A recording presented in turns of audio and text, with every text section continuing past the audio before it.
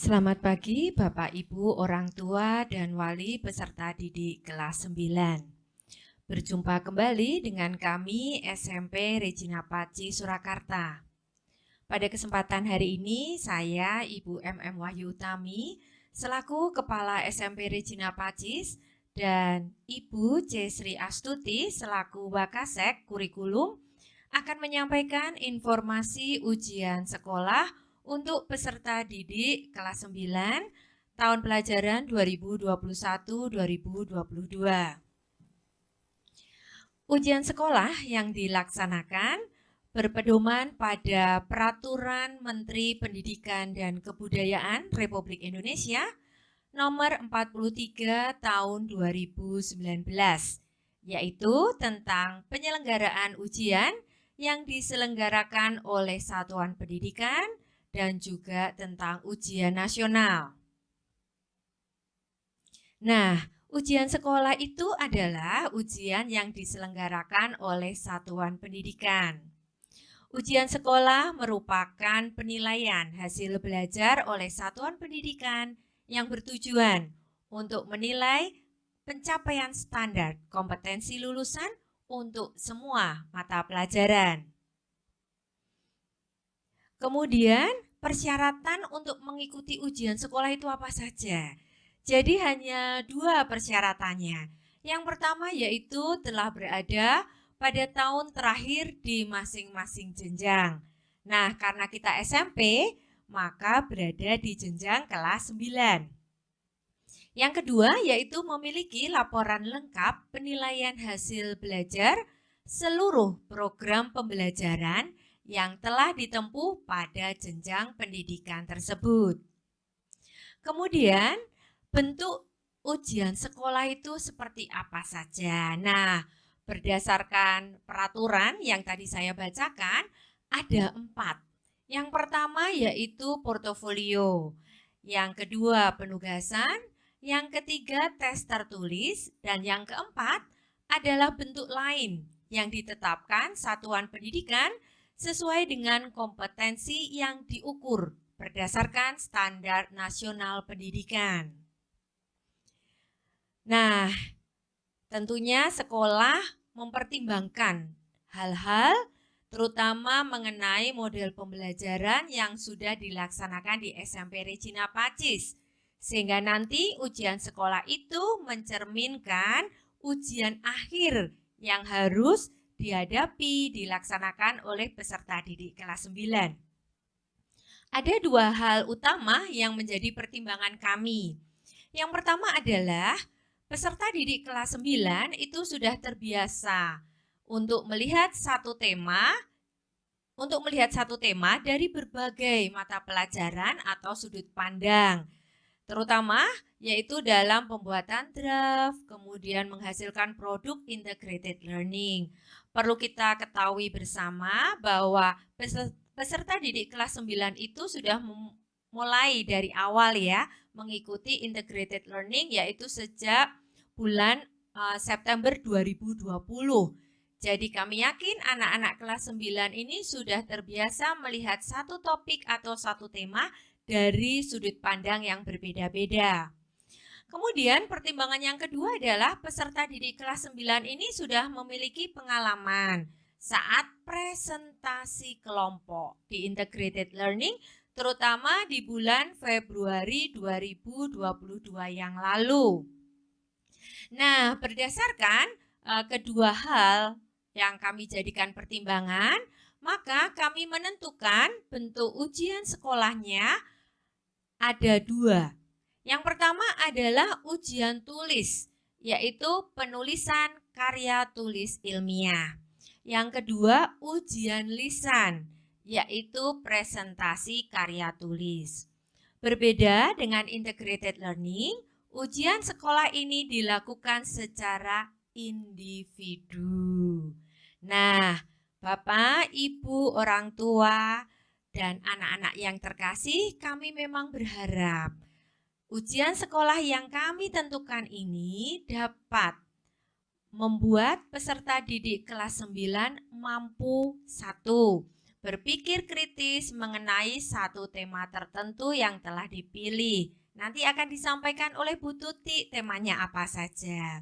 Yang kedua, menulis karya ilmiah secara sistematis, logis, bisa dipahami. Dan yang paling penting adalah menggunakan bahasa Indonesia yang baik dan benar. Yang ketiga adalah kami mengharapkan peserta didik kelas 9 ini memiliki kepercayaan diri untuk mempresentasikan dan mempertanggungjawabkan karya tulis yang sudah dibuat. Kemudian selanjutnya, Bu Tuti akan menyampaikan teknis pelaksanaan ujian sekolah. Kami persilahkan Bu Tuti. Terima kasih kepada Bu Wahyu yang telah memberikan waktu dan kesempatan kepada saya. Bapak Ibu wali peserta didik kelas 9 yang kami hormati dan anak-anak kelas 9 yang terkasih, semoga kita senantiasa dilimpahi berkat keselamatan dan kesehatan, khususnya untuk beberapa minggu ke depan dalam persiapan rangkaian ujian sekolah. Semoga kita senantiasa dalam perlindungan Tuhan. Baik, saya akan menyampaikan beberapa teknis pelaksanaan ujian sekolah. Secara umum ada 8 teknis, yaitu yang pertama, seluk-beluk tentang karya tulis ilmiah. Kedua, tema karya tulis ilmiah. Ketiga, jadwal umum. Keempat, teknis pendampingan. Kelima, ruang kelas yang digunakan. Keenam, teknis ujian lisan. Nomor 7, penilaian. Dan terakhir, nomor 8, tata tertib.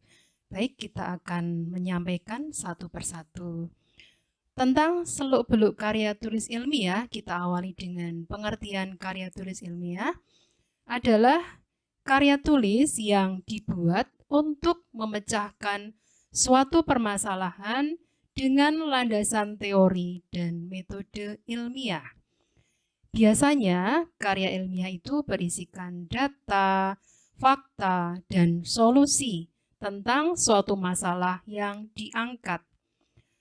Penulisan karya ilmiah dilakukan secara runtut dan sistematis. Kemudian, tentang struktur karya tulis ilmiah, sebenarnya ketika dalam pembelajaran bahasa Indonesia di kelas 9, yaitu saat praliterasi IL5, kami sebagai guru bahasa Indonesia sudah mengenalkan tentang beberapa dari karya tulis ilmiah, diantaranya struktur. Namun lebih baik kalau hal ini juga kami sampaikan dalam sosialisasi ini.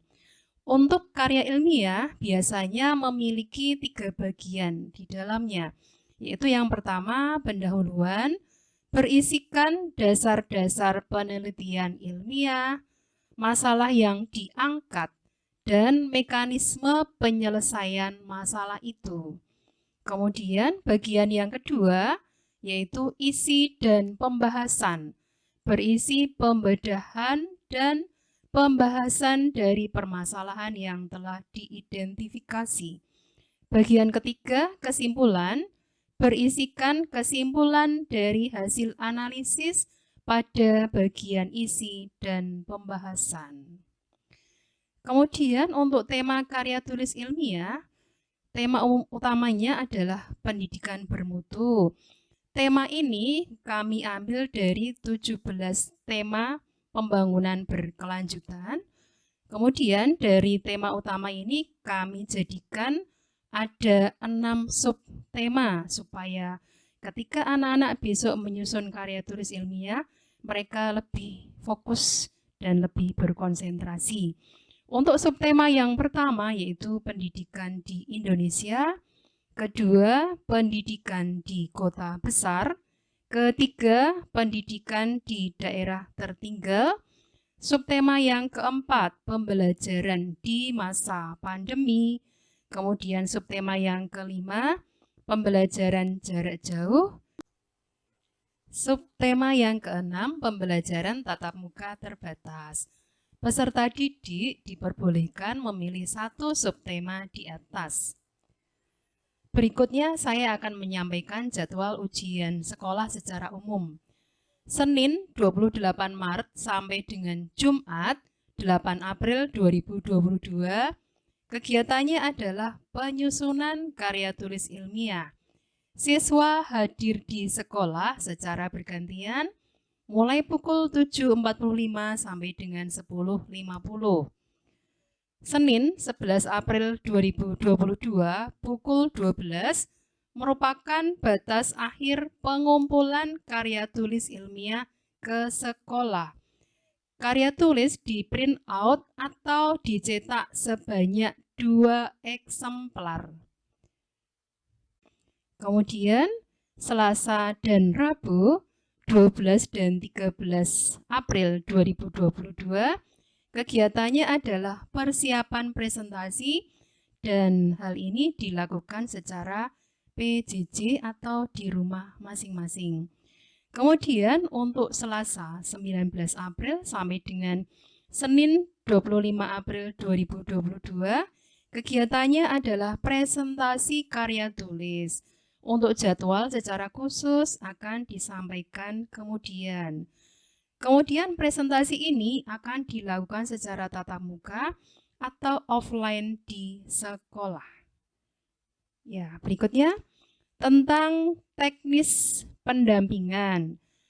Dalam penulisan karya tulis, setiap kelas akan didampingi oleh 2 guru.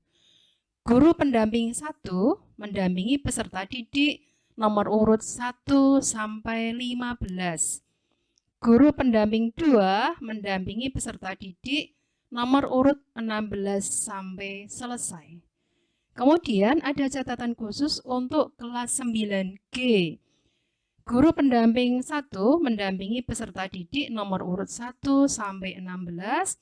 Kemudian guru pendamping 2 mendampingi peserta didik nomor urut 17 sampai 32. Berikutnya, tentang ruang yang digunakan, yaitu ruang kelas untuk penyusunan karya tulis menempati ruang kelas masing-masing dimulai dari kelas 9A sampai kelas 9G. Sedangkan ruang kelas untuk ujian lisan atau presentasi akan diinformasikan kemudian. Berikutnya, untuk teknis ujian lisan atau presentasi. Saat ujian lisan atau presentasi, guru penguji adalah semua guru pengajar di SMP Regina Paci Surakarta, baik yang mengajar di kelas 7, kelas 8, maupun kelas 9. Kemudian setiap peserta ujian akan diuji oleh 2 guru penguji. Setiap peserta ujian wajib menyiapkan PPT atau slide presentasi terkait karya tulis yang akan dipresentasikan. Kemudian berikutnya yang nomor 4 adalah guru pendamping saat penyusunan karya tulis tidak akan ikut menguji. Kita lanjutkan, yaitu tentang penilaian. Untuk penilaian yaitu terdiri atas 2 hal yang dinilai. Yang pertama adalah karya tulis ilmiah yang menilai adalah guru pendamping. Kemudian untuk ujian lisan yang menilai adalah 2 guru penguji. Kemudian kita ke tata tertib ujian sekolah. Yang pertama yaitu mengikuti proses pendampingan penyusunan karya tulis ilmiah dengan baik sesuai jadwal. Apabila berhalangan hadir, wajib memberitahu wali kelas dan guru pendamping dengan alasan yang dapat dipertanggungjawabkan. Kemudian yang kedua, mengenakan seragam sekolah, berpenampilan rapi, dan menerapkan protokol kesehatan selama proses penyusunan karya tulis ilmiah dan ujian lisan.